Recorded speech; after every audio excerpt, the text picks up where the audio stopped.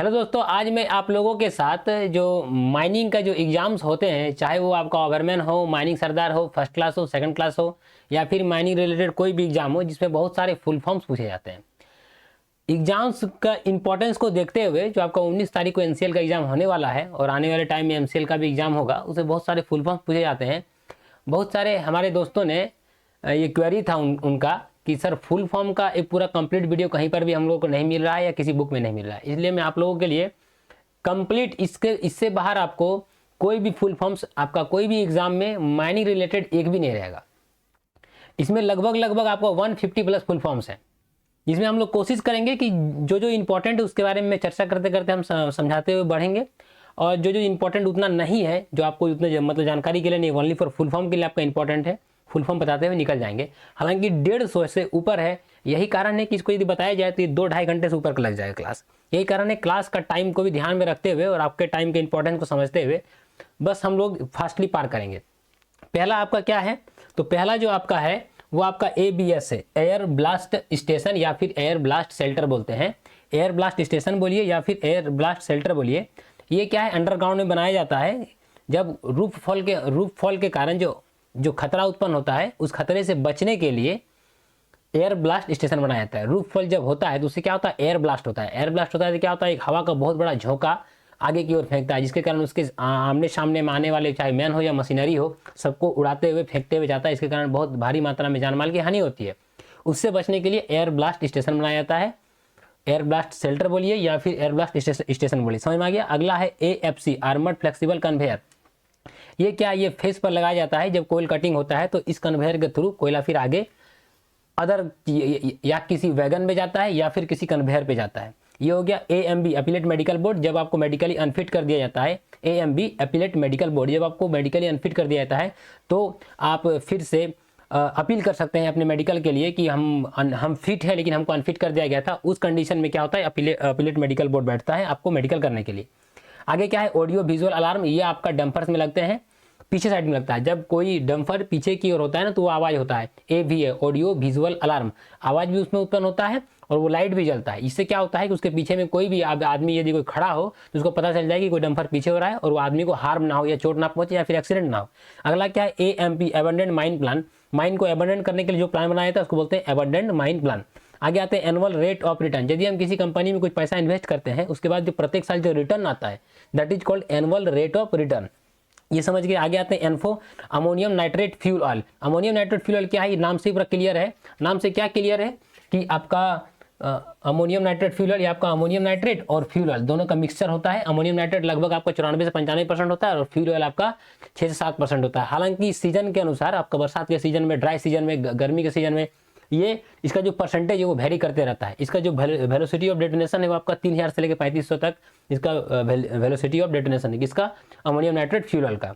ये आप समझ के आगे आते हैं AMM, अबेंडेंट माइन मीथेन। ये क्या होता है कि किसी अबेंडेंट माइन से जो मीथेन गैस निकाला जाता है ना, जो नेचुरल गैस निकाला जाता है, हम लोग इसके बारे में, मैंने आपको इसके बारे में डिस्कस किया था डेफिनेशन के बारे में। जो डेफिनेशन का जो हम लोग जो वीडियो अपलोड किए हुए हैं, मैं इसको डिस्क्रिप्शन में इसका लिंक दे दूंगा, आप जाकर देख सकते हैं। एबंडेंट माइन मीथेन क्या होता है उसके बारे में अच्छे तरीके से चर्चा किए हुए हैं। आगे आते हैं AFDSS, automatic fire detection and suppression system. ये है क्या, ये HEMS में लगा रहता है। क्या होता है कि जब आपका जो HEMS माइंस में चलता है, यदि किसी कारण उसमें आग लगने की संभावना होती है या फिर ऐसा कोई हीट, गाड़ी इतना हीट हो जाए कि उससे आग लग सकता है, उस कंडीशन में ये ऑटोमेटिक फायर डिटेक्शन सिस्टम काम करता है और अपने आप ये आपको इसको मैनुअली कुछ भी ऑपरेट करने की जरूरत नहीं पड़ता है, ये अपने आप ये फायर को सप्रेस कर देता है। ये समझ के आगे आते हैं AMS, एयर मेजरमेंट स्टेशन। ये आपका अंडरग्राउंड में बनाया जाता है, जहाँ पर हवा की मात्रा को मापा जाता है और वहाँ पर वो एक बोर्ड में उसको लिखा जाता है और वहाँ पर वेंटिलेशन ऑफिसर उस पर साइन करते हैं कि यहाँ पर हवा की मात्रा इतनी है। आगे आता है AIDS, एड्स।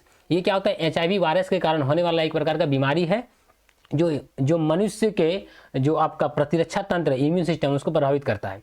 ये आप समझ गए किस वायरस के कारण, HIV वायरस के कारण होता है, याद रखिएगा। आपका AIDS, acquired immuno deficiency syndrome. ये आपका पहला पेज था। आगे आते हैं अगला पेज पे। अगला पेज में क्या है, अगला में आपका BBS, behaviour based safety. Behaviour based safety क्या होता है कि आपका बिहेवियर में ही कोई सेफ्टी बैठ जाना चाहिए। कहने का मतलब क्या है, जैसे कि हम लोग कोई जैकेट पहनते हैं, सेफ्टी जैकेट, तो देखिएगा कि नाइट शिफ्ट में उसका सबसे अधिक मतलब इंपॉर्टेंस होता है। कि उसमें जो रेडियम लगा रहता है, तो कोई गाड़ी उस पर लाइट मारती है तो पता चलता है कि आगे आदमी है, हमको गाड़ी समझ के चलाना है, सोच समझ के चलाना है। लेकिन दिन में उसका रेडियम का कोई लॉजिक नहीं होता है, लेकिन इसलिए उसको पहनाया जाता है। कि मैं आपको जस्ट एक एग्जांपल दे रहा हूँ कि उसके बिहेवियर में वो चीज़ बैठ जाए, कि ऐसा नहीं हो कि नाइट में कभी वो भूल जाए। वो हमेशा जैकेट पहनने का उसका आदत रहेगा ना, उसका आदत पे रहेगा, तो क्या होगा कि वो जैकेट पहनना भूलेगा नहीं और वो कभी वो मिस नहीं करेगा। और यदि ऐसा नाइट और यदि हम लोग डे का यदि कंडीशन डाल देंगे कि सिर्फ आप जैकेट नाइट में ही पहनिए, तो उस कंडीशन में क्या हो जाएगा कि डे में उसको पहनना नहीं है, तो डे में उसको यदि पहनना नहीं है तो उसमें हो क्या जाएगा कि नाइट में भी वो भूल जाएगा, जिसके कारण एक्सीडेंट हो सकता है। यही कारण है उसको बिहेवियर में हम लोग को ऐसा सेफ्टी बैठा देना है जिसके कारण कभी किसी प्रकार का आपको एक्सीडेंट ना हो। इसीलिए अभी कोशिश किया जा रहा है कि ऐसा सेफ्टी लाया जाए कि आपका पूरा उसको बिहेवियर उसका आदत में बैठ जाए। जैसे कि आपका जो गाड़ी के जो ऑपरेटर होते हैं टिपर या डंपर के, वो क्या करते हैं, गाड़ी जब चढ़े हुए रहते हैं, जब ऑपरेट करते हैं उस समय भी आपका देखिएगा बहुत सारे, जैसे आपका एनटीपीसी का माइंस हो या फिर आपका शासन का माइंस हो या बड़े बड़े आपका जो अदर कंपनीज के जो माइंस है, वहाँ पर देखिएगा जो टिपर ऑपरेटर होते हैं ना, वो आपका हेलमेट पहन के भी गाड़ी चलाते हैं, जबकि उसके कैबिन के अंदर में उतना उनका इंपॉर्टेंस नहीं है जितना कि बाहर में है। लेकिन आप एनी अदर माइंस में देखिएगा कि आपका जो ऑपरेटर होता है, वो आपका जो ऑपरेटर का कैबिन में जो बैठ कर ऑपरेटर चलाता है, वहाँ पर वो हेलमेट नहीं बांधता, बोलता है कि सर यहाँ पर क्या दिक्कत है, हम तो कैबिन में, हम तो सारा पूरी तरह से पूरा सेफ है। लेकिन ये आपका पूरा बिहेवियर में बैठा देने के लिए आपको हेलमेट 24 घंटा पहनने के लिए बोला जाता है, ऑन ड्यूटी पे। आगे आते हैं, मतलब ऑन 24 घंटा कहने का मतलब है कि ऑन ड्यूटी पे, जितना देर ड्यूटी में रहेगा आपको हेलमेट पहनना है। आगे आते हैं, इसके बाद आपको एक टाटा का, जैसे आप जाइएगा तो टाटा में जाइएगा तो जो झाड़ू लगाने वाले भी होते हैं ना, वो भी हेलमेट पहनते हैं, क्योंकि उसको आदत में डाल दिया गया है कि झाड़ू लगाते लगाते यदि ऐसा कोई कंस्ट्रक्शन साइट में गया तो यही कारण है कि उसका आदत पे वो बैठ जाए कि किसी कारणवश किसी प्रकार का आपको एक्सीडेंट ना हो। आगे आते हैं BEP, break even point. Break even point क्या होता है कि हम लोग जितना पैसा लगाएं और वो पैसा एक फिक्स टाइम पे आ गया, जो पैसा लगाए वो पैसा आ गया। जैसे कि मान लीजिए 20 रुपये हम कोई सामान को खरीदने के लिए कोई एक कंपनी उसमें 20 रुपये इन्वेस्ट किया और उस कंपनी से फिर हमको 20 रुपये आ भी गया, तो मतलब हमको कोई प्रॉफिट भी नहीं हुआ, कोई लॉस भी नहीं हुआ, उस पॉइंट को हम लोग बोलते हैं ब्रेक इवन पॉइंट। ये समझ गए। BM, बेंचमार्क का क्या होता है, बेंचमार्क आपका ये सर्वे का वर्ड है। बेंचमार्क में क्या होता है कि हम लोग एक मार्क पॉइंट सेट करते हैं परमानेंट, जहाँ से हमको कभी भी किसी प्रकार का सर्वे करना रहेगा तो हम इसी बेंचमार्क पे जाकर करेंगे। ये समझ गए। ये आपका मीन सी लेवल से इसको पॉइंट को उसका एलिवेशन को मापा जाता है कि मीन सी लेवल से कितना ऊपर है, कितना ऊंचा है, और फिर वहाँ से बाकी सभी को एक तरह से मान के चलिए कि बेंचमार्क एक डिफरेंस पॉइंट है मोटा मोटी भाषा में। आगे आते हैं BIS, bureau of Indian standard. Bureau of Indian standard क्या है कि आप कोई भी सामान जो बन रहा है वो आपको इस स्टैंडर्ड का बना होना चाहिए। कारण क्या, इससे क्वालिटी होता है ना, जो क्वालिटी आपका जो है वो फिक्स होता है। यदि ये BIS स्टैंडर्ड नहीं रहेगा ना, तो क्या होगा कि कोई भी चीज़ का जो प्रोडक्ट बनाया जाता है हो सकता है उसको कोई स्टैंडर्ड ही ना हो, कोई क्वालिटी ना हो, कोई सेफ्टी उसको फॉलो ही नहीं करे, तो फिर क्या हो जाएगा, एक्सीडेंट हो जाएगा। यही कारण है कि BIS स्टैंडर्ड का बना हुआ होना चाहिए। ऐसा बहुत सारी चीज़ों में लिखा रहता है। क्या होता है उससे कि एक स्टैंडर्ड, एक सेफ्टी का स्टैंडर्ड उसको फिक्स होता है कि हमको इस तरह बना के देना है, और ये मतलब आपका स्ट्रक्चर ऐसा होना चाहिए, सेफ्टी फीचर ये सारा चीज़ होना चाहिए, ऑपरेटर के लिए ये चीज़ होना चाहिए, हॉर्न होना चाहिए, लाइट होना चाहिए, ये सारा चीज़ आपको होना चाहिए, तब वो BIS स्टैंडर्ड का हमें आता है। समझ गए। आगे आते हैं। आगे क्या है, BIFR, board of industrial and financial reconstruction. ये क्या है, जिससे कोई कंपनी किसी कारणवश दिवालिया हो गया या फिर पैसे की कमी कारण बंद करना पड़ा, तो उसको फिर से रिकंस्ट्रक्ट करने के लिए फाइनेंशियल सपोर्ट किया जाता है। उसी का एक बोर्ड होता है, उसी बोलते हैं board of industrial and financial reconstruction. आगे आते हैं BOD पे। BOD क्या है, बायोकेमिकल ऑक्सीजन डिमांड। ये बायोकेमिकल ऑक्सीजन डिमांड क्या है, मैं थोड़ा आप लोग को फास्ट बता रहा हूँ, कारण क्या है कि बहुत सारे फुल फॉर्म से और टाइम कम है, इसी के लिए। बायोकेमिकल ऑक्सीजन डिमांड क्या है कि जो पानी में जो भी आपका ऑर्गेनिक कंपाउंड्स है उसको डिकम्पोज करने के लिए, उसको तोड़ने के लिए जितने भी ऑक्सीजन की डिमांड होती है, that is called biochemical oxygen demand. आगे चल के आपको COD भी आएगा। COD मतलब वो कैश ऑन डिलीवरी नहीं, वो आपका केमिकल ऑक्सीजन डिमांड रहेगा। वो केमिकल ऑक्सीजन डिमांड क्या है, पानी में जो आपका ऑर्गेनिक कंपाउंड है उसका ऑक्सीडेशन के लिए जो आपको जितना ऑक्सीजन का डिमांड है, that is called chemical oxygen demand. ये समझ गए। पानी में यदि आपको BOD और COD मतलब बायोकेमिकल ऑक्सीजन डिमांड और केमिकल ऑक्सीजन डिमांड जितना कम रहेगा पानी वो उतना प्योर रहेगा। ये समझ गए। पानी में क्या होता है कि देखिए आपका यदि डिजॉल्व ऑक्सीजन यदि पानी में पर लीटर 8 मिलीग्राम रहे तो वो पानी आपका, यदि 8 मिलीग्राम पर लीटर तक आपका ऑक्सीजन डिजॉल्व ऑक्सीजन है तो मैं समझ जाइए वो पानी पोल्यूटेड है वहाँ तक। अब वो घटते घटते यदि 4 मिलीग्राम पर लीटर पे आ जाए तो वो हाईली पोल्यूटेड वाटर हो गया। तो डिजॉल्व ऑक्सीजन के द्वारा हम लोग ये कह सकते हैं कि पानी कितना पोल्यूटेड है। ये समझ गए। आगे आते हैं, वही जो पानी ऑक्सीजन जो पानी में रहता है ना, उसी ऑक्सीजन का यूज़ जो पानी में रहने वाले जीव जंतु है उसी का यूज़ करते हैं। आगे आते हैं CBM, कोल बेड मीथेन, कोल स्ट्राटा के बीच में जो आपका नेचुरल गैस पाया जाता है ना, वो आपका कोल बेड मीथेन कहलाता है। आगे आते हैं CMR, कोल माइंस रेगुलेशन, समझाना तो है नहीं। CHP, coal handling plant, coal handling plant क्या होता है, जब माइन से ROM कोयला निकलता है, उसका क्रशर पे जाता है, क्रश्ड होने के बाद फिर वो बेल्ट कन्वेयर के थ्रू स्टेकर रिक्लेमर पे जाता है, और स्टेकर रिक्लेमर के थ्रू फिर वहाँ से फिर अनलोडिंग लोडिंग हो गया, या तो टिपर के द्वारा, डंपर के द्वारा, या फिर बेल्ट कन्वेयर के द्वारा आपको साइलो के पास जाता है, और फिर साइलो से आपका वैगन्स में, मतलब जो रेक का जो वैगन, जो ट्रेन के जो बोगिया होती है उसमें लोड होता है। तो CHP कहाँ पर हो गया, जहाँ पर स्टेकर रिक्लेमर होता है, जहाँ पर कोयला जमा होता है, फिर वहाँ से आपको डिस्पैच किया जाता है कहाँ पर, साइडिंग के लिए। तो CHP आप समझ गए, जहाँ पर कोल हैंडलिंग प्लांट होता है, इसका होता है कोल हैंडलिंग प्लांट। माइन से कोयला आया, फिर कोयला जहाँ जमा हुआ, फिर वहाँ से जो स्टेकर रिक्लेमर के थ्रू फिर कोयला को हम लोग साइडिंग के लिए भेजे, वो जो एरिया होता है that is called CHP, coal handling plant. आगे आते हैं सिम्फर। सिम्फर क्या होता है, central institute of mining and fuel research, ये माइनिंग और फ्यूल पे रिसर्च करता है, ये समझ गए। आगे क्या होता है, ये एक सेंट्रल बॉडी होता है, याद रखिएगा। CIL, कोल इंडिया लिमिटेड, इसको बताने की जरूरत नहीं है।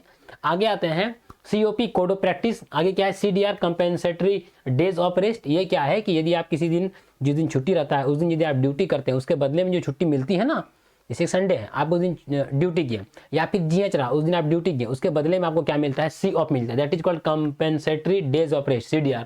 आगे आते हैं CEA, सेंट्रल इलेक्ट्रिसिटी अथॉरिटी, जो आपका हमारे पूरा इंडिया में जो जितने भी इलेक्ट्रिकल लाइन्स, केबल्स जो बैठ रहे हैं ना, उसकी एक अथॉरिटी होती है जिसको हम लोग सेंट्रल इलेक्ट्रिसिटी अथॉरिटी बोलते हैं। आगे आते हैं CIM, chief inspector of mines, सभी लोग को पता है। DGMS का सबसे बड़ा मतलब सबसे ऊपर का जो पद है, डेजिग्नेशन है, दैट इज कॉल्ड CIM, और इन्हीं के द्वारा आप कोई चीज़ को परमिशन लेना होता है किसी माइंस के रिगार्डिंग में, तो आपको CIM परमिशन लेना होता है, और फिर RIM से भी लेना पड़ता है, लेकिन RIM से बहुत अधिक पावरफुल क्या होता है, CIM होता है। आगे आते हैं CMPDI, central mine planning and designing, design institute. याद रखिए, डिजाइनिंग पे कंफ्यूज मत कीजिएगा, डिजाइनिंग नहीं होता है, डिजाइन होता है। आपका फुल फॉर्म में डिजाइनिंग रहेगा, आप कंफ्यूज करके उसको मार दीजिए, गलत हो जाएगा। डिजाइन इंस्टीट्यूट जो आपको माइन प्लान के बारे में बताता है, और उसको डिजाइन बताता है कि ऐसे डंप करना है, आपको ऐसे कोयला निकालना है, आपको ऐसे फिर इन्वायरमेंट को मैनेजमेंट करना है आगे चल के। ये टोटल आपको क्यों कौन करता है, CMPDI। आगे आते हैं CWA, क्लीन वाटर एक्ट, प्रदूषित पानी को स्वच्छ करने के लिए एक्ट बना है, उसको हम लोग बोलते हैं क्लीन वाटर एक्ट। आगे आते हैं CABD, computer aided blast design. Computer aided blast design क्या होता है कि ये आपका कंप्यूटर के द्वारा, कंप्यूटर में एक सॉफ्टवेयर होता है, सॉफ्टवेयर के द्वारा क्या होता है, हॉल का पैटर्न बनता है, और उसी के द्वारा उसमें क्या होता है कि कंप्यूटर में हम लोग एक एरिया दे देते हैं कि इतना लंबाई है फेस का, इतना चौड़ाई है फेस का, इतना आपका ऊंचाई है फेस का।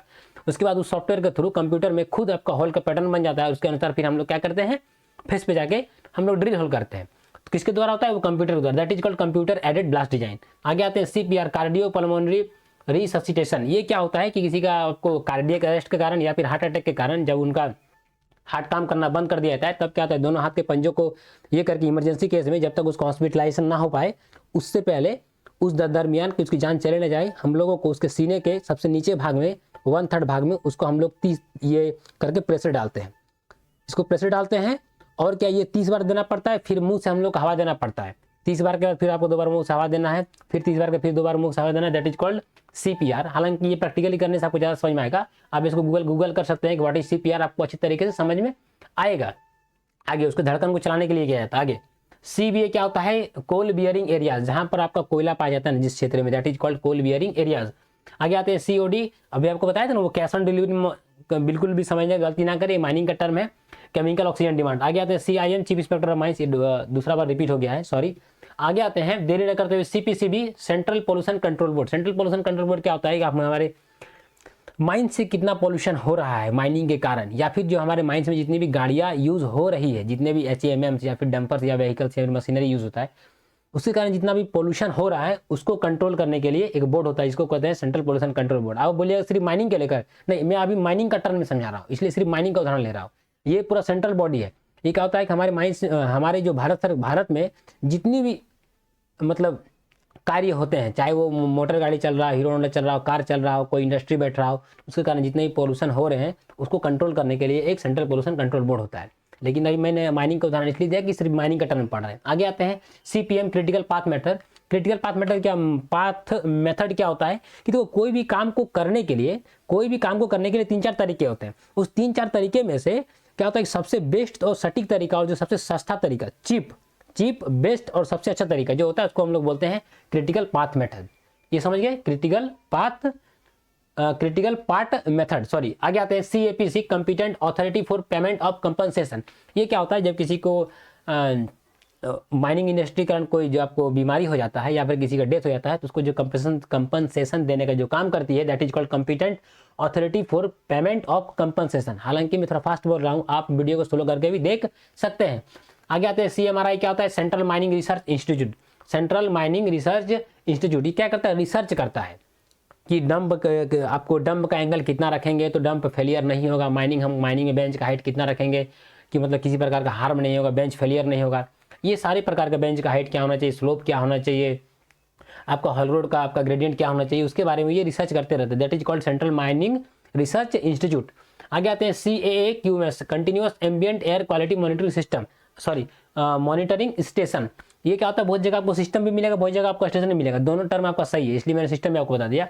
क्या होता है, ये कंटिन्यूअस आपका एयर क्वालिटी को मेजर करता है। कभी कभी आप देखिएगा कहीं आप माइंस में गए होंगे, बड़े बड़े माइंस में, तो वहाँ पर आपका एक बोर्ड रहता है, उसमें आपका PPM करके पार्ट्स पर मिलियन, पार्टिकुलेट में मैटर, उसके बारे में वहाँ पर कितना ऑक्सीजन है, कितना नाइट्रोजन है, कितने कार्बन डाइऑक्साइड का इमिशन हो रहा है, ये सारा चीज़ का वहाँ पर कंटिन्यूअस मॉनिटरिंग होता है। That is called CAAQMS। ये समझ गए। CCO क्या है, कोल कंट्रोलर ऑर्गेनाइजेशन। आगे आते हैं CWS क्या है, सेंट्रल वर्कशॉप। हर जितने भी आपके सब्सिडरीज है, चाहे फिर आपका CIL का BCCL हो, NCL, WCL, हर किसी का एक सेंट्रल वर्कशॉप होता है जहाँ पर आपका कोई भी आपका जो मशीनरी है वो BD हो गया तो वहाँ बनने के लिए जाता है। That is called central workshop.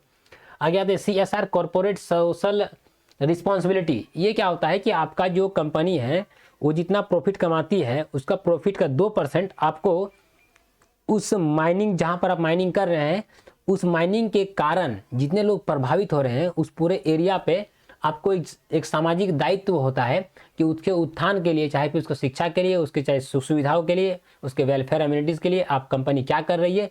इसके लिए सेंट्रल गवर्नमेंट हर जितने भी PSUs कंपनीज हैं उसको बोला गया है कि आपका जितना प्रॉफिट होगा उसका 2% आपको लोगों के वेलफेयर में खर्चा करना है। That is called CSR corporate social responsibilities. हालांकि बहुत कम मैं आपको बता पा रहा हूँ क्योंकि हल्का सा बस आपको बता रहा हूँ, कभी इसके बारे में जब डिटेल चर्चा करेंगे तब मैं आप लोग के साथ इसके बारे में 10-12 मिनट का वीडियो बना सकता हूँ या फिर कहीं बताऊँगा। आगे आते हैं, या फिर जब हम लोग ऑनलाइन क्लास करते हैं इवनिंग में आप लोगों के साथ, इस नंबर पे आप इसको व्हाट्सएप कर सकते हैं, मैं आपको उस नंबर पे सेव कर दूंगा। एक व्हाट्सएप ग्रुप है, हम लोग उस पर ऑनलाइन क्लास भी करते हैं जूम ऐप के थ्रू, तब मैं उसमें डिटेल्स चर्चा करता हूँ। हालांकि अभी इसमें हम लोग शॉर्टकट निकल रहे हैं। आगे आते हैं DDM deputy director of mines. ये आप समझ गए होंगे। DGMS क्या होता है, directorate general of mine safety. देखिए ये directorate general of mine safety और एक होता है director general of mine safety. दो ऑप्शन दोनों सही है। दैट पहला क्या है, director general of mine safety, directorate general of mine safety. दोनों वर्ड आपको समझाता हूँ, आपको एक उदाहरण देता हूँ, आप समझ जाइएगा। एक होता है कलेक्ट्रेट, जहाँ पर आपका कलेक्टर साहब भी बैठते हैं और जितने भी उसके नीचे के अधिकारी है वहाँ पर बैठते हैं, that is called DC office. और एक होता है कलेक्टर, जिसको हम लोग DC बोलते हैं। एक कलेक्ट्रेट, एक होता है कलेक्टर, समझ गए ना। उसी तरह आपका एक होता है डायरेक्टरेट, एक होता है डायरेक्टर। तो डायरेक्टरेट मतलब क्या हो गया, directorate general of mine safety. ये एक आपका एक भवन है धनबाद में जिसको हम लोग DGMS बोलते हैं, ये समझ गए। और director general of mine safety क्या था, एक पद है जिसको हम लोग चीफ इंस्पेक्टर माइंस बोलते हैं, वो आपका director general of mine safety हो गया। आगे आते हैं DGPS differential global positioning system. ये क्या है, GPS का एडवांस वर्जन है। GPS का एडवांस वर्जन है जिसमें आपका एक्यूरेसी ज़्यादा होता है। That is called differential global positioning system, ये समझ गए। आगे आते हैं हम लोग DF detonator factor. Detonator factor क्या होता है, एक डेटोनेटर से कितना आपका माल टूट रहा है, that is called detonator factor. आगे आते हैं DTH down the hole. DOE क्या था, डिपार्टमेंट ऑफ इन्वायरमेंट, इन्वायरमेंट का जो डिपार्टमेंट ऑफ इन्वायरमेंट बोलते हैं। आगे क्या है DFO डिस्ट्रिक्ट फॉरेस्ट ऑफिसर। आगे आते हैं DERD double ended ranging drum, आपको लोंगवाल का चीज़ है। आगे आते हैं DM डिस्ट्रिक्ट मजिस्ट्रेट, आप समझ गए, जिसको DM बोलते हैं। DPR detailed project report. Detailed project report क्या होता है कि कोई भी प्रोजेक्ट हम लोग खोलते हैं तो उसमें कितना इन्वेस्टमेंट होगा, उससे कितना फायदा होगा, कितने कौन सी मशीनरी में क्या खर्चा है, कितना मैन पावर लगेगा, ये टोटल चीज़ का कितने कितने लोगों को हमको रिहेबिलिट करना पड़ेगा, कितना लैंड एक्वायर करना पड़ेगा, ये टोटल एक डिटेल्ड प्रोजेक्ट रिपोर्ट होता है। That is called DPR। कोई भी हम लोग प्रोजेक्ट को खोलते हैं ना, सबसे पहले हम लोग को DPR रेडी करना पड़ता है। आगे आते हैं EC environmental clearance. Environmental clearance क्या होता है कि हम लोग कोई माइन को ओपनिंग करना है ना, तो उसके लिए हमको इन्वायरमेंट से क्लियरेंस लेना पड़ता है, या कोई प्रोजेक्ट हमको वहाँ पर जाकर बैठाना है तो हमको सबसे पहले इन्वायरमेंट से क्लियरेंस लेना पड़ता है। That is called environmental clearance. आगे आते हैं EIA इन्वायरमेंटल इम्पैक्ट असेसमेंट। ये समझिएगा, हम लोग कोई भी प्रोजेक्ट खोलेंगे तो इन्वायरमेंट को क्या इम्पैक्ट पड़ेगा, जैसे कि वहाँ पर एयर पोल्यूशन होंगे, साउंड पोल्यूशन होगा, वहाँ का बायोडाइवर्सिटी को हम लोग डिस्टर्ब करेंगे, लोगों का वहाँ पर जो आपका जो उनका जो मनोभावना जुड़ा हुआ है उसको हम लोग डिस्टर्ब करेंगे, वहाँ से हम लोग उन लोगों को रिहेबिलेट करेंगे, हटा देंगे, वहाँ पर दूसरा जगह बैठाएंगे। जो आपका जो कृषि योग्य भूमि है उपजाऊ वाला उसको हम लोग खत्म कर देंगे माइनिंग करने के कारण या फिर कोई प्रोजेक्ट बैठाने के कारण। ये सारे इफेक्ट होते हैं। तो ये जो इफेक्ट होता है ना उसी को बोलते हैं इन्वायरमेंटल इम्पैक्ट असेसमेंट, जिसका हम लोग असेसमेंट करते हैं कि इसका कितना इफेक्ट होगा, that is called environmental impact assessment. और इन्वायरमेंटल इम्पैक्ट असेसमेंट के बाद ही आपका इन्वायरमेंटल मैनेजमेंट प्लान बनता है। कितना सारा चीज इम्पैक्ट होगा तो उस इम्पैक्ट को कम करने के लिए हम लोगों को एक मैनेजमेंट प्लान बनाना पड़ता है। किसका मैनेजमेंट प्लान? इन्वायरमेंट का। समझ गए? आगे आते हैं ईपीए, इन्वायरमेंटल प्रोटेक्शन एजेंसी। एक एजेंसी होता है जो इन्वायरमेंट को संरक्षण के लिए काम करती है। आगे आता हूं ETP, effluent treatment plant. Effluent treatment plant क्या होता है कि जो आप प्रोजेक्ट बैठाए हैं उससे जो आपका पानी निकलता है ना, तो उससे पानी क्या होता है कि आपका पोल्यूटेड वाटर निकलता है। तो उस पोल्यूटेड वाटर को आप डायरेक्टली किसी नदी में या फिर किसी ऐसे स्वतंत्र रूप से आप फ्रीली आप छोड़ नहीं सकते हैं।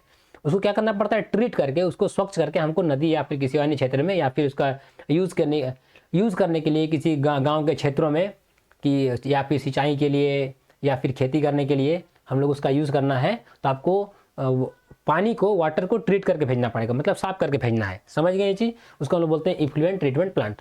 आगे आते हैं ईआरपी, इंटरप्राइज रिसोर्स प्लानिंग। आगे आते हैं ईडीएम, इलेक्ट्रॉनिक डिस्टेंस मेजरमेंट। आप समझ गए होंगे, दूरी को मापने के लिए इलेक्ट्रॉनिक एक मशीनरी होती है। आगे आता है ये सर्वे का चीज़ है ईडीएम। ईआरएम क्या होता है? Enterprise risk management. यहाँ पर देखिए दो चीज़ें, यहाँ पर ईआरपी, ईआरएम, ये दोनों चीज़ ना आपका सेकंड क्लास में पूछा गया है कि ईआरपी क्या था, ईआरएम का क्या था। ईटीएमएस, इन्वायरमेंटल टेलीमॉनिटरिंग सिस्टम। ये क्या होता है? कहीं पर माइनिंग चल रहा है, तो कहीं पर माइनिंग चल रहा है लेकिन टेलीमॉनिटरिंग कहीं दूर से 15-20 किलोमीटर दूर में ही आपको देख रहा है कि अच्छा माइनिंग चल रहा है, तो वहाँ पर एयर पोल्यूशन इतना है, साउंड पोल्यूशन इतना है, एयर का क्वालिटी ये है, वहाँ पर ऑक्सीजन का डिफिशियंसी इतना है, जितना होना चाहिए लेकिन इतना है, कार्बन डाइऑक्साइड इतना, मतलब इतना होना चाहिए, इतना ज़्यादा हो गया है। कहीं दूर से ही वहाँ पर एक मशीनरी लगता है, दैट इज कॉल्ड, आपका जो आपको नहीं बताया था AAQMS, जो आपका एयर क्वालिटी मेजरमेंट स्टेशन जो होता है वो एक मशीनरी लगता है, वही आपको इन्वायरमेंटल टेलीमॉनिटरिंग सिस्टम के अंतर्गत ही आता है। बहुत सारे पानी को देखने के लिए आपको पियाजोमीटर आता है, उसी प्रकार। आगे आते हैं FAB, fresh air base. Fresh air base क्या होता है कि माइंस में किसी एक्सीडेंटल केस में जो एक फ्रेश एयर बेस बनाया जाता है कि जो आपका बाहर का जो वातावरण है वहाँ पर उसको सस्टेन किया जाता है, कि वहाँ पर आके सारे आपके जो सेफ्टी डिवाइस है वहाँ पर रखा जाता है, और कोई भी एक्सीडेंट होने के केस में सबसे पहले आदमी वहाँ पर आगे पहुँचता है और वहीं से क्या किया जाता है, आपको किसी भी आदमी को रेस्क्यू किया जाता है। आगे आते हैं FAS, क्या होता है? First aid station. आपको सभी को पता है फास्ट एड स्टेशन और फास्ट एड रूम के बारे में वीडियो आपको कल जरूर मिल जाएगा। ये समझ गए, वैसा स्टेशन जहाँ पर हमको किसी घायल व्यक्ति को सबसे पहले फास्ट एड देते हैं, that is called first aid station. आगे आते हैं FOS, क्या होता है? Factor of safety. आप समझेंगे फैक्टर ऑफ सेफ्टी क्या होता है? जैसे कि मान लीजिए आप अंडरग्राउंड में कोई रोप को यूज़ कर रहे हैं, वो रोप अभी मान के चलिए एक टब खींच रहा है, एक टब खींच रहा है, अब उसका फैक्टर ऑफ सेफ्टी अब 10 किए हुए हैं। इसका मतलब क्या है कि वो 10 टब खींचने के का पावर वाला रास्ता है, 11वां टब खींचेगा वो टूट जाएगा, that is called factor of safety. नहीं समझे? मैं और एक बार आपको समझाना चाहता हूँ। फैक्टर ऑफ सेफ्टी से ये पता चलता है कि उसमें जितना लोड अभी दे रहे हैं उसका कितना गुना लोड वो ले सकता है, उसको बोलते हैं फैक्टर ऑफ सेफ्टी। आगे आते हैं FC, forest clearance. Forest clearance ये कब लेना पड़ता है? जब आप कोई प्रोजेक्ट को फॉरेस्ट एरिया में आप खोलना चाहते हैं तब आपको फॉरेस्ट क्लियरेंस लेना पड़ता है। ये हो गया। FFCP क्या होता है? Final mine closure plan. जब हम लोग माइन को क्लोज करते हैं उसका आपका फाइनल प्लान होता है, ये आप समझ गए। आगे आते हैं FOPS, क्या होता है? Falling object protective structure. यह क्या होता है कि आपका डंपर या टीपर वगैरह कभी किसी कारणवश से आपका फॉल डाउन हो गया डंप से, तो ऑपरेटर को किसी प्रकार का लॉस ना हो, उसका फैटल एक्सीडेंट ना हो या फिर उसकी मृत्यु ना हो, उस केस में उसका कैबिन को इस प्रकार बनाया जाता है ना कि उसका जो ऑपरेटर जो कैबिन होता है वो कितनों बार भी आपका जो डंपर आपको लुढ़क जाएगा ना तो उसको डैमेज नहीं करता, that is called fouling object protective structure. इस प्रकार उसको बनाया जाता है। आगे आते हैं FSL, flame safety lamp. FLP, flame proof. FS, feasibility study. Feasibility study क्या होता है? ये एक स्टडी किया जाता है कोई प्रोजेक्ट को खोलने से पहले कि यहाँ पर जो हम लोग प्रोजेक्ट खोलेंगे वो आपका प्रॉफिटेबल होगा या फिर लॉस होगा, वही आपको बताता है फिजिबिलिटी स्टडी। ये आप समझ गए। आगे आते हैं GBA, general body of air. आप समझ में आ ही गया होगा, डेफिनेशन वाला चैप्टर में हम लोग बहुत अच्छे तरीके से आपके साथ डिस्कस किए थे। GIS, geographic information system. आगे आते हैं GPS, ग्लोबल पोजिशनिंग सिस्टम। इसके द्वारा आपका जो लोकेशन है वो डिसाइड होता है GPS के थ्रू। आगे आते हैं आप कहाँ पर है वो चीज़ बताता है। ग्राउंड पेनिट्रेटिंग डाटा, GPR का मतलब होता है। GDS क्या होता है, अंडरग्राउंड में होता है ग्रेविमेट्रिक डस्ट सैंपलर। ये क्या होता है, डस्ट का सैंपल लेके हम लोग उसको जांच करते हैं। आगे आते हैं GST, goods and services taxes. याद रखिए ये क्वेश्चन बहुत बार पूछा गया है कि GST का फुल फॉर्म क्या होता है। हालांकि ये माइनिंग रिलेटेड नहीं है, लेकिन ये क्वेश्चन आपका आया हुआ है। जिस तरह आपका AIDS आपका एड्स था, HIV आपका था, उसी प्रकार यह भी क्वेश्चन आपका आया हुआ है, गुड्स एंड सर्विस टैक्सेस। इसमें सरस कहीं कहीं आपको सर्विसेज भी मिलेगा, याद रखिएगा, गुड्स एंड सर्विसेज टैक्सेस, तो कंफ्यूज नहीं करें। और इसमें क्या होता है कि आपका SGST IGST दोनों आता है। ये GST है ना, GST के अंदर आपका स्टेट GST और आपका इंटरनेशनल GST मतलब नेशनल GST आपको दोनों आता है। आगे आते हैं मतलब CGST और IGST। आगे क्या है, GM जनरल मैनेजर जानते हैं। GSI क्या होता है, जियोलॉजिकल सर्वे ऑफ इंडिया। आगे आते हैं GSR क्या होता है, जनरल स्टैट्यूटरी रूल्स। कोई भी चीज़ आपका रेगुलेशन में दिया हुआ नहीं है तो GSR के थ्रू आपको वो बताता है कि ये चीज़ होना चाहिए। जैसे कि आपका असिस्टेंट मैनेजर आपका कितने होने चाहिए, आपको रेगुलेशन का बुक में नहीं मिलेगा, लेकिन GSR के द्वारा उसको आपको दिया गया है कितने असिस्टेंट मैनेजर होने चाहिए। आगे क्या है, GMT क्या है, ग्रीनविच मीन टाइम। जो लंदन का जो टाइम है उसको हम लोग ग्रीनविच मीन टाइम लेके चलते हैं, और हमारा जो इंडिया का टाइम है इस ग्रीनविच मीन टाइम GMT से 5.5 घंटा आगे है। ये समझ गए। आगे आते हैं HIRA पे, बहुत बार पूछा गया, hazard identification and risk assessment. Hazard को आपको आइडेंटिफाई करना है और उसको रिस्क को असेस करना है कि कितना इसको हैजार्ड हो सकता है, कितना इससे रिस्क हो सकता है। आगे आते हैं HEMM, heavy earth moving machinery, सबको पता है।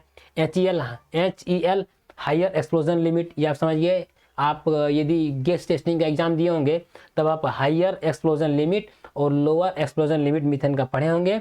कितना होता है आप हमको कमेंट सेक्शन में जरूर कमेंट करके बताइएगा। आगे आते हैं HDCC, heavy duty chain conveyor. एगो आता है आपका LDCC जो आपका लो ड्यूटी या लाइट ड्यूटी चेन कन्वेयर होता है। याद रखिएगा, ये हैवी ड्यूटी में क्या होता है कि इसको बहुत मतलब आप बड़े बड़े बोल्डर्स का लंप भी यूज़ कीजिएगा ना तो वो चेन कन्वेयर को किसी प्रकार का इशू नहीं होगा। आगे आते हैं ISO इंटरनल सेफ्टी ऑर्गेनाइजेशन।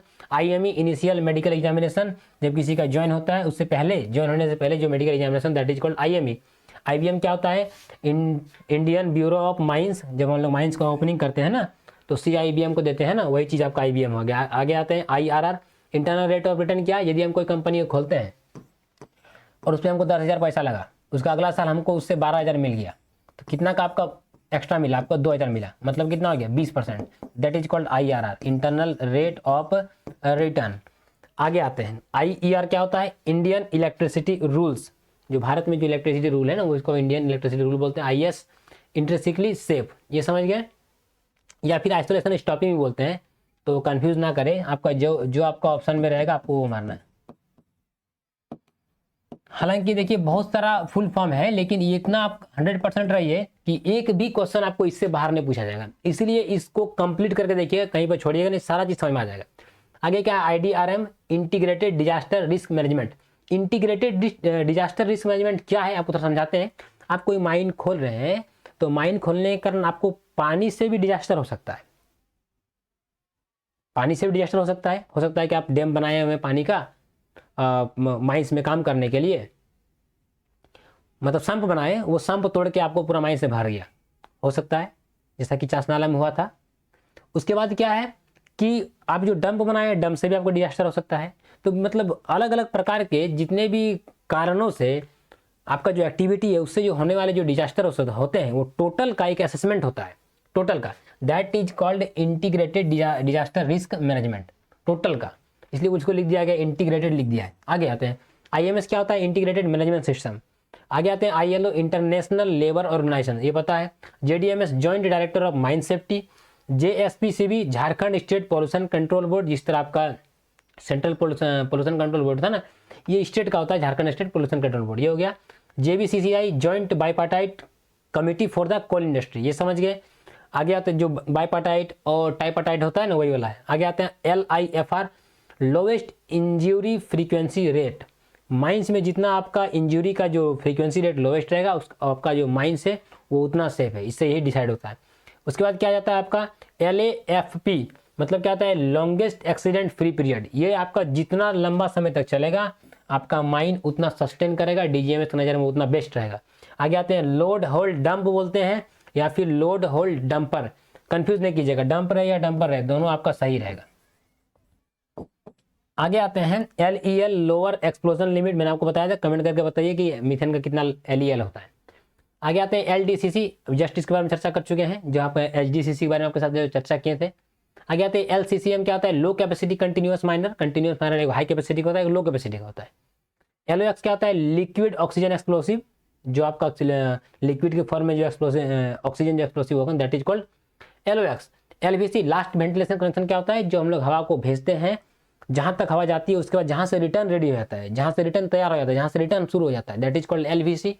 आगे आते हैं MCP, mine closure plan. Mine closure plan आपको दो होता है, एक क्या होता है प्रोग्रेसिव, एक क्या होता है फाइनल होता है, समझिए, एक PMCP एक FMCP। आगे आते हैं MOU, मेमोरेंडम ऑफ अंडरस्टैंडिंग, ये सभी को पता होगा। आगे आते हैं MIS, मैनेजमेंट इंफॉर्मेशन सिस्टम। आपका हर माइंस में एक MIS होता है, जो कितने लोग काम कर रहे हैं, कहाँ काम कर रहे हैं, किस डिपार्टमेंट में काम कर रहे हैं, that is called management information system. आगे आते हैं MGR, मेरी गो राउंड। मेरी गो राउंड क्या होता है, ये कॉमन वर्ड है, लेकिन बहुत कोई जानते होंगे, बहुत कोई नहीं जानते होंगे। किसी माइन से कोयला निकला, ये माइन से यहाँ से कोयला निकला रैक के थ्रू, यहाँ पर एक पावर प्लांट है, ये पावर प्लांट को कोयला गिरा दिया, फिर आपकी ये रिटर्न यहाँ चला गया। ये जो पूरा कंप्लीट साइकिल जो होता है ना, ये आपका मेरी गो राउंड कहलाता है। मैं आपको एक उदाहरण देता हूँ, कहलगांव में जो कोयला जाता है वो आपका ECL लालमटिया कोयला जाता है, ये लालमटिया का माइन से मान के चलिए, और ये Kahalgaon super thermal power plant है। यहाँ से जो कोयला रैक के थ्रू जाता है, फिर यहाँ पर कोयला गिराने के बाद फिर ये आपका डायरेक्ट कहाँ पर आ जाती है, रिटर्न आपको लालमटिया माइंस के पास, दैट इज कॉल्ड मेरी गो राउंड सिस्टम। आगे आते हैं MSHA, mine safety and health administration. आगे आते हैं MMDR, mines and minerals development and regulation, सबको पता है। MOEF क्या होता है, ministry of environment and forest. MBBS क्या होता है, bachelor of medicine and bachelor of surgery, confuse मत कीजिएगा, इसे याद रखिएगा, bachelor of medicine and bachelor of surgery, BBL आगे याद रखिएगा। NCL, northern coalfield limited. अभी लास्ट पेज आपको जो मिलेगा ना, वो कोल इंडिया के जितने भी सब्सिडरीज है उसके क्या फुल फॉर्म होते हैं, उसमें एक आपको मिल जाएगा, इसलिए NCL में आपको कंफ्यूज मत कीजिएगा। आगे आते हैं NOC, आपको नो ऑब्जेक्शन सर्टिफिकेट, आप कोई भी कंपनी को आप छोड़ के जा रहे हैं तो वहाँ से आपको NOC लेना पड़ता है, ये समझ गए। आगे क्या होता है, NSC, national safety council. NCB, national coal board. आगे आते हैं आपका NCSM, national council for safety management. NEPA, national environmental policy act, ये क्या होता है, राष्ट्र का जो हम लोग पर्यावरण होता है ना, उसका एक पॉलिसी होता है, उस पॉलिसी के लिए एक्ट बनाया गया, that is called national environmental policy act. NIHR क्या होता है, नॉइज इंड्यूस्ड हियरिंग लॉसेस। आप यदि बहुत अधिक साउंड पॉल्यूशन, जहाँ पर बहुत अधिक साउंड हो रहा है, बड़े बड़े मशीनरीज चल रही है, डीजीज चल रही है, जनरेटर चल रहे हैं, वहाँ पर यदि आप काम करते हैं ना, तो आपको जो सुनने की क्षमता होती है ना, वो कम हो जाती है।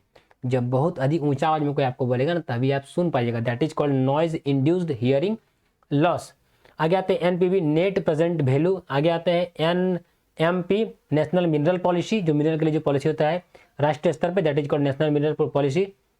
स्टेट का भी मिनरल पॉलिसी होता है, याद रखिएगा। आगे आते हैं NONEL, मतलब नॉन इलेक्ट्रिक डिटोनेटर। आगे आते हैं NCCC, ये क्या है, नेशनल कोल कंज्यूमर काउंसिल। मैं आपको थोड़ा सा स्पीड इसमें पढ़ता हूँ, आपको ज़्यादा लेट हो जाएगा, पता चलेगा कि ये वीडियो 1.5 से 2.5 घंटे का हो गया। OB आप ओवरबर्डन समझ में आ गया। OC ओपन कास्ट हो गया, GSR IS समझा दिया, LDCC MBBS NCC में थे ना हम लोग। OC ओपन कास्ट समझ गए। OCM ओपन कास्ट माइनिंग समझ गए। OMS आउटपुट पर मैन शिफ्ट, आउटपुट पर मैन शिफ्ट मतलब एक शिफ्ट में एक आदमी के द्वारा कितना आउटपुट निकल रहा है, that is called OMS। OEM original equipment manufacturer, कि यो जो एक इक्विपमेंट हम लोग जो यूज कर रहे हैं उसका ओरिजिनल मैन्युफैक्चरर कौन है, that is called OEM। OAM क्या होता है, ऑनर एजेंट या मैनेजर, आपको बार बार बहुत जगह मिलेगा OAM, इसलिए इसको मैंने इंक्लूड कर दिया, हालांकि इसको इंक्लूड करने की जरूरत नहीं थी, लेकिन फिर भी इसको इसलिए इंक्लूड कर दिया कि आपको किसी प्रकार प्रॉब्लम ना हो। ऑनर एजेंट या manager. OHSAS occupational health and safety management plan, sorry safety management system. PM क्या होता है, पार्टिकुलेट मैटर। PETN पेंटा एरिथ्रिट्रोल, आपको टेट्रानाइट्रेट, ये क्वेश्चन पूछा गया है, ये क्वेश्चन बहुत इंपॉर्टेंट है, ये आप एकदम याद रखिएगा। पेंटा इरिथ्रिट्रोल टेट्रानाइट्रेट, पेंटा इरिथ्रिट्रोल टेट्रानाइट्रेट, ये पूछा गया है। आगे आते हैं, अगला स्लाइड में आपका क्या है, अगला स्लाइड में आपका PPV, पिक पार्टिकल वेलोसिटी, ये ब्लास्टिंग से है, जिसे हम लोग ब्लास्टिंग करते हैं ना, तो उससे हम लोग PPV निकालते हैं, कि जो उसका PPV के द्वारा हम लोग ये पता करते हैं कि जो ब्लास्ट होने के बाद रॉक कितना दूर तक जाएगा, ये हो गया, उसी को बोलते हैं पिक पार्टिकल वेलोसिटी। PF क्या होता है, पाउडर फैक्टर, ये समझ गए। PERT programme evolution and review technique. PBP pay back period, जो आप पैसा लगाएं उस पैसा को आने में जितना टाइम लग रहा है, 10,000 लगाएं किसी प्रोजेक्ट में, वो 10,000 आपको कितना टाइम इंटरवल पे, आपको कितना टाइम पीरियड पे आपको जो रिटर्न आ जा रहा है, that is called pay back period. PESO petroleum and explosive safety organisation, जब आप किसी ओपन कास्ट या अंडरग्राउंड में काम कीजिएगा, जब एक्सप्लोसिव में आप रहिएगा तो आपको पेसो से एक सर्टिफिकेट मिलता है, that is called peso. Ppm क्या होता है? पार्ट्स पर मिलियन, समझ गए? पार्ट्स पर मिलियन बहुत बार क्वेश्चन पूछा गया है। आप यदि गेस्ट टेस्टिंग का एग्जाम दिए तो पीपीएम के बारे में बहुत भली भांति आप जानते होंगे, इसको बताने की उतनी जरूरत भी नहीं। आगे आते हैं पीएससी, पिट सेफ्टी कमेटी, समझ ही गए होंगे। PDS, personal dust sampler. PSLW, power support of long wall, ये भी क्वेश्चन पूछा गया है कि पीएसएलडब्ल्यू किससे रिलेटेड है, और ऑप्शन आपका दिया हुआ था लॉन्ग वाल माइनिंग। आगे आते हैं PFS, pre feasibility study. Feasibility study आपको बताए थे अभी कि फिजिबिलिटी स्टडी के द्वारा हम लोग ये पता करते हैं कि यहाँ पर प्रोजेक्ट चलाना प्रॉफिटेबल होगा या फिर लॉसेबल होगा। उससे पहले जो हम लोग फिजिबिलिटी स्टडी करते हैं that is called pre feasibility study. PMCP, मैंने आपको बताया था कि माइन क्लोजर प्लान का 2 पार्ट होता है, पीएमसीपी एंड एफएमसीपी। पीएमसीपी क्या होता है? प्रोग्रेसिव माइन क्लोजर प्लान, और एफएमसीपी क्या होता है? Final mine closure plan. आगे आते हैं पीईए, प्रीलिमिनरी इन्वायरमेंटल असेसमेंट। जब हम लोग इन्वायरमेंट पे क्या इंपैक्ट होने वाला है उसका जब हम लोग स्टार्टिंग में प्रोजेक्ट खुलने से पहले जो असेसमेंट करते हैं that is called preliminary environmental assessment. आगे आते हैं पीआरपी, परफॉर्मेंस रिलेटेड पे। जिस तरह हम लोगों को, आप लोग देखिएगा, जो कुल इंडिया के लोग हैं, जो हम लोग गवर्नमेंट माइनिंग सरदार है, उन लोगों को क्या मिलता है? बोनस मिलता है।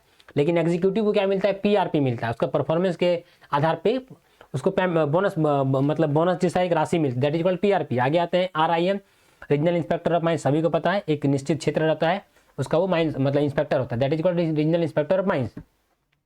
आगे आता हूँ आरआर, रेस्क्यू स्टेशन, सबको पता है। आरएस, रेस्क्यू रूम एक आरआर, और रेस्क्यू आरएस मतलब रेस्क्यू स्टेशन। आगे आता हूँ आरएफ, रिप्रेजेंटेटिव फैक्टर या फिर रिप्रेजेंटेटिव फ्रैक्शन भी लिखा रहता है, तो आप कंफ्यूज मत कीजिएगा, फैक्टर रहे या फ्रैक्शन रहे दोनों आप सही मार्क आइएगा, हालांकि वहां पर एक ही रहेगा। आगे आते हैं आरएमआर, रॉक मास रेटिंग। आगे आरपीएम, रिवॉल्यूशंस पर मिनट, जो स्विंग करता है दैट इज कॉल्ड रिवॉल्यूशंस पर मिनट। कोई भी सॉवेल आपका जो स्विंग करता है कितना आपका आरपीएम है। आगे आते हैं, या फिर कोई भी मोटर चलता है तो उसका आरपीएम क्या होता है, या फिर कोई क्रशर चलता है तो उसका आरपीएम क्या होता है, that is called RPM, rotate revolution per minute. RDS क्या होता है? Research development explosive. RQD, rock quality designation. RLS क्या होता है? Rapid loading system. Rapid loading system आपका यदि बहुत अच्छा है आपके माइंस में तो आप समझ जाइए कि आपका माइंस जो है आपका बहुत जल्द बहुत बड़ा प्रॉफिट की ओर जा रहा है। रैपिड लोड सिस्टम में क्या होता है ना कि कोई भी डंपर आपका लोड लेने के बाद किसी भी प्रकार का ऑब्स्टेकल को सहे बिना, कि मतलब किसी प्रकार कहीं पर बीडी ना हो, आपका हॉल रोड खराब ना हो, ज़्यादा ग्रेडियंट ना हो, वो सारा चीज़ को ध्यान में रखते हुए जाकर डंपर आपको क्या करेगा? डंपिंग करेगा, और फिर आपको मशीन के पास आएगा। मशीन के पास भी वेटिंग टाइम कम होना चाहिए, वो आए और लगा दे, ऐसा आपको एटमॉस्फेयर आपको क्रिएट करना पड़ेगा, दैट इज कॉल्ड आपका क्या होता है?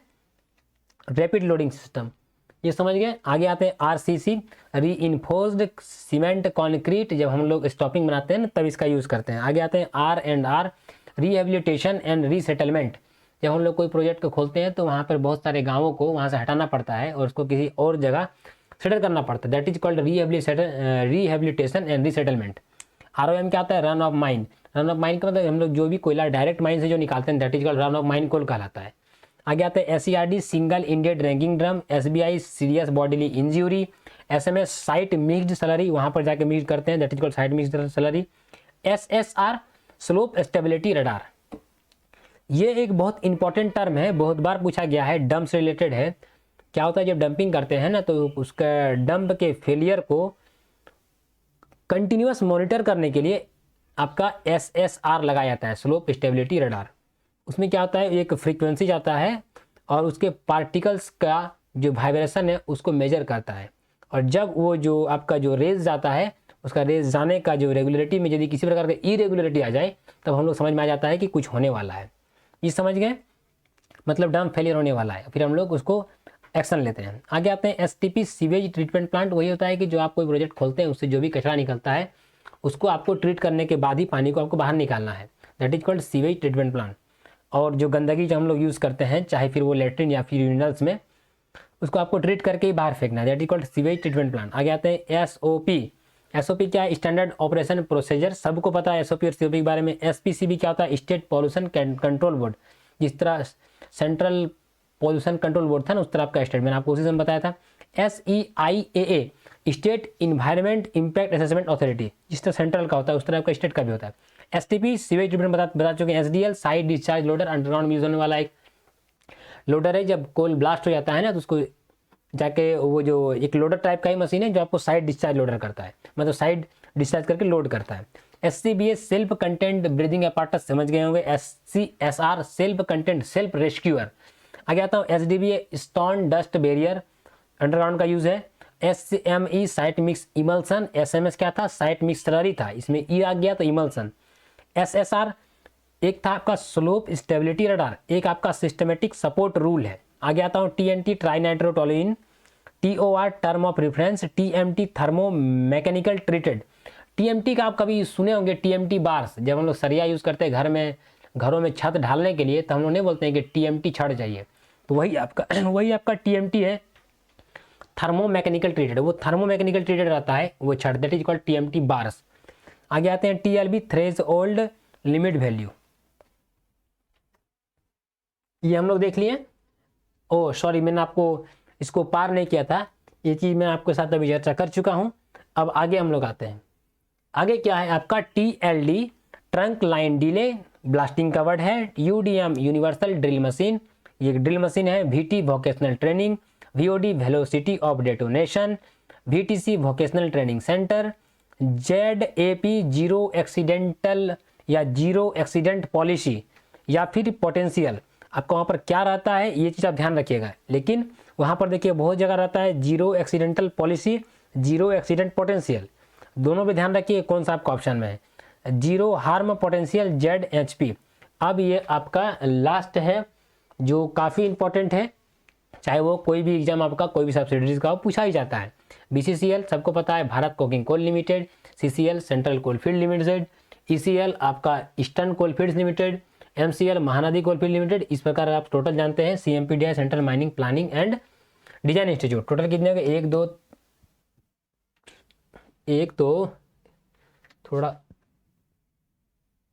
एक दो तीन चार पाँच छः सात आठ, 1 2 3 4 5 6 7 8, टोटल कितने सब्सिडीज है, 8 सब्सिडीज है। इसके बारे में मैंने आपके साथ एक डिटेल्स वीडियो भी है, आप उसको जाकर देख सकते हैं। ये पूरा कंप्लीट आपका फुल फॉर्म का वीडियो है, इससे बाहर आपको कोई भी करने की आपको ज़रूरत नहीं है। यदि आपको लगता है कि सर इसमें से कोई एक चीज़ छूट गया तो आप कमेंट करके बता दीजिए कि मैं आगे आने वाले वीडियो में जो हम लोग आपके साथ फास्ट एड रूम और फास्ट एड स्टेशन पे चर्चा करेंगे उसमें मैं उस चीज़ को बता दूंगा कि अगला जो फुल फॉर्म लोग वीडियो अपलोड किए तो उसमें छूट गया था, कि ताकि सभी को फायदा पहुँचे। अभी तक यदि आप हमारे चैनल को सब्सक्राइब नहीं किए हैं तो काइंडली आप हमारे चैनल को सब्सक्राइब करें कि ताकि आपको माइनिंग रिलेटेड बहुत ही ज़्यादा इंपॉर्टेंट वीडियोस आपको आपके पास बहुत कम समय में पहुंच सके। इसके बाद मेरा जो ऑनलाइन क्लास आपका चल रहा है एकदम फ्री कोर्स, आपका एकदम किसी प्रकार का राशि नहीं लिया जा रहा है, एकदम फ्री कोर्स है और फ्री ऑनलाइन क्लासेस चल रहा है जूम ऐप के थ्रू। अभी आज और कल आपका छुट्टी है, हालांकि आपका पर डे आपको इवनिंग में 5 बजे हम लोग मिलते हैं। बस आप इस नंबर पे मैसेज कर सकते हैं, टेक्स्ट मैसेज या फिर आप व्हाट्सएप मैसेज, आपको उस ग्रुप में ऐड कर दिया जाएगा और फिर आप नियमित समय पर आप हमसे कॉन्टैक्ट कर सकते हैं क्लास के दरमियान यदि आपको किसी प्रकार का डाउट है तो। अभी तक हम लोगों ने 4 क्लास कर लिया है, जिसमें से हम लोगों ने रूल्स और एक्ट को ख़त्म करके रेगुलेशन 48 नंबर तक ख़त्म कर चुका हूँ। आगे आने वाले टाइम में मैं आपको रेगुलेशन भी आगे चल के कम्प्लीट करूँगा और फिर हम लोग डी देशमुख को भी कवर अप करने की कोशिश करेंगे। 19 तारीख का एग्ज़ाम है, हालांकि बहुत जल्दी ये एग्ज़ाम दे दिया गया है। हालांकि हम लोग आप लोग के साथ शुरू किए थे 5 जनवरी को कोचिंग, मतलब ऑनलाइन क्लास के थ्रू आप लोग साथ जुड़े थे। बहुत कम समय, हमारे पास 14 दिन है, कुछ किया नहीं जा सकता, फिर भी मैं आप लोगों के लिए प्रयासरत हूँ। बस आप अभी तक यदि आपको कोई डाउट है, इस जितने भी स्लाइड्स मैंने आपके साथ चर्चा किए ये फुल फॉर्म को लेकर, इसमें आपको किसी के बारे में जानकारी प्राप्त करना हो कि RDX क्या होता है, RQD क्या होता है, तो आप हमको कमेंट सेक्शन में कमेंट कर सकते हैं कि ताकि मैं आपको स्पेशली उस टेक्स्ट मैसेज के थ्रू या फिर आपको व्हाट्सएप ग्रुप में आपको ये चीज़ बता सकूं। मैंने कोशिश किया कि जो इंपॉर्टेंट टर्म्स हैं वो आपको मैंने आपके साथ डिस्कस किया, जो आपकी जानकारी के लिए बहुत ज़्यादा इंपॉर्टेंट था। हालांकि इसमें बहुत ज़्यादा फुल फॉर्म्स है, यही कारण है कि मैं आपको सब बता नहीं पाया, टाइम कम होने के कारण। मैं आप लोगों से फिर मिलूंगा दोस्तों, अब बस आप हमारे चैनल के साथ बने रहें। जय हिंद।